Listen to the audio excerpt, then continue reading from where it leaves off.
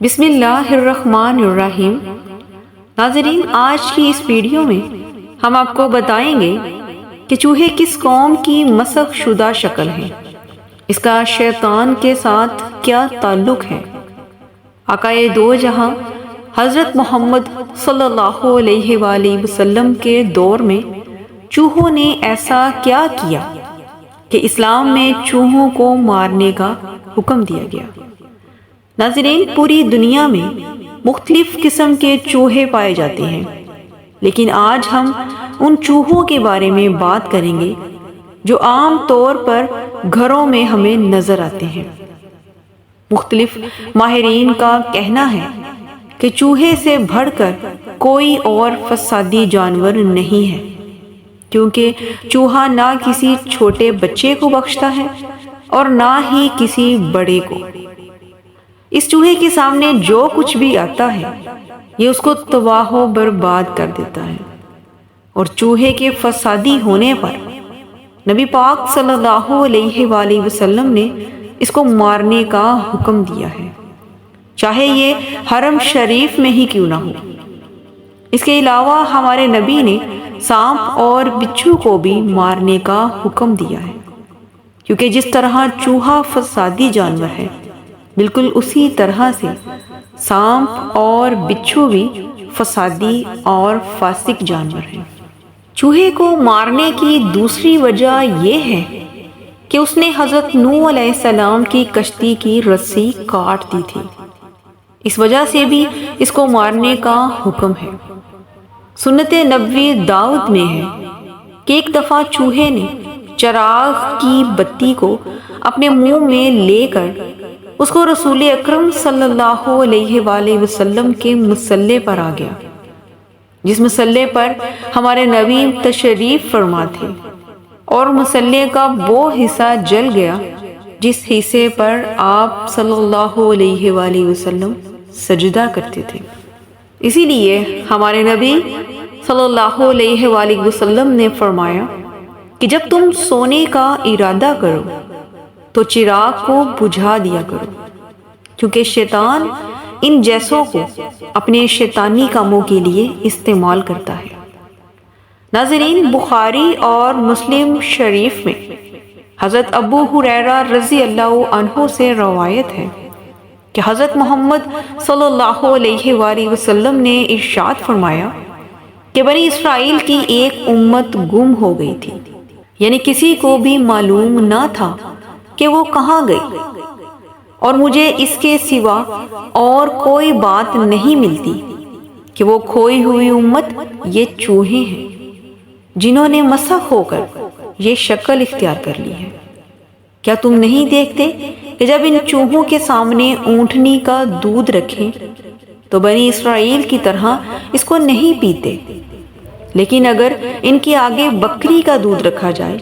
تو وہ اسے فوراً پئیں گے، کیونکہ بنی اسرائیل پر اونٹ کا دودھ اور گوشت حرام تھا اور بکری کا گوشت اور دودھ حلال تھا۔ حضرت ابو ہریرہ رضی اللہ عنہ نے کہا کہ میں نے یہ حدیث کعب احباب رضی اللہ عنہ کو سنائی تو انہوں نے مجھ سے کہا کیا تم نے خود یہ بات حضور کے منہ سے سنی ہے؟ تو حضرت ابو ہریرہ رضی اللہ عنہ نے کہا کہ جی ہاں، میں نے اللہ کے نبی سے یہ سنا تھا۔ ناظرین، یہ چوہے اس قدر فسادی ہیں کہ انہوں نے حضرت نوح علیہ السلام کی کشتی کی رسی کو بھی کاٹنا چاہا تھا۔ چوہا جب کشتی کے کناروں تک پہنچ کر اس کے لنگر کی رسیوں کو کاٹنے لگا تو اللہ تبارک و تعالیٰ نے حضرت نوح علیہ السلام کو حکم دیا کہ شیر کی آنکھوں کے درمیان ایک چوٹ مارو۔ جیسے ہی حضرت نوح علیہ السلام نے شیر کی آنکھوں کے درمیان ایک ضرب لگائی تو اس میں سے ایک بلی اور ایک بلہ نکلا، جنہوں نے چوہے پر حملہ کر کے اسے رسی کاٹنے سے روکا۔ یہ بھی ایک خاص وجہ تھی جس کی وجہ سے اسلام میں چوہے کو مارنے کا حکم دیا گیا ہے۔ آپ میں سے بہت سے لوگ یہ جانتے ہوں گے کہ ہندوستان میں چوہوں کی بھی پوجا کی جاتی ہے، اور راجستھان میں کرنی ماتا معروف ہندو دیوی کا ایک مندر ہے جہاں 20,000 سے زائد چوہے رہتے ہیں۔ وہاں کے لوگ ان کو مارنے کی بجائے ان کو کھانا کھلاتے ہیں اور پالتے ہیں۔ ان 20,000 چوہوں میں کچھ سفید چوہے بھی ہیں اور وہاں کے پجاری ان سفید چوہوں کو مقدس مانتے ہیں اور ان کے ساتھ زیادہ بہتر برتاؤ کرتے ہیں، اور ان کو دیکھنا اور ان کی حفاظت کرنے کو وہ اپنے لیے باعث برکت سمجھتے ہیں۔ امام ابن شہاب رحمۃ اللہ علیہ فرماتے ہیں کہ چوہوں کا جوٹا کھانا مکروہ ہے کیونکہ ان کے جوٹے کھانوں سے ڈائمینشیا یعنی بھول جانے کی بیماری لگ جاتی ہے۔ حضرت ابن عباس رضی اللہ عنہ سے روایت ہے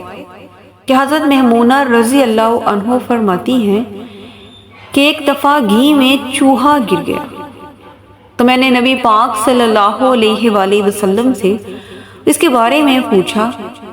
تو آپ نے جواب دیا کہ چوہے کے قریب والا گھی پھینک دو اور باقی استعمال کر لو، اور اگر گھی میں چوہا گر کر مر گیا ہے تو پھر اس گھی کو استعمال نہ کرو، اسے پھینک دو۔ ناظرین، اب بات کرتے ہیں کہ آپ اپنے گھروں سے چوہوں کو کیسے بچا سکتے ہیں،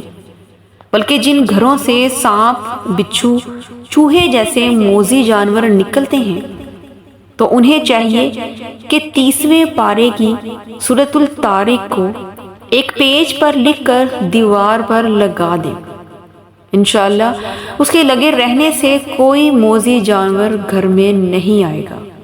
اور اگر آ بھی گیا تو کسی قسم کا نقصان پہنچائے بغیر واپس چلا جائے گا انشاءاللہ۔ اسی امید کے ساتھ اجازت دیں کہ آپ کو ہماری آج کی ویڈیو پسند آئی ہوگی۔ ویڈیو پسند آئے تو صدقہ جاریہ سمجھ کر شیئر ضرور کیا کریں۔ انشاءاللہ دوبارہ ملیں گے ایک نئی اسلامی، معلوماتی اور تاریخی ویڈیو کے ساتھ۔ شکریہ۔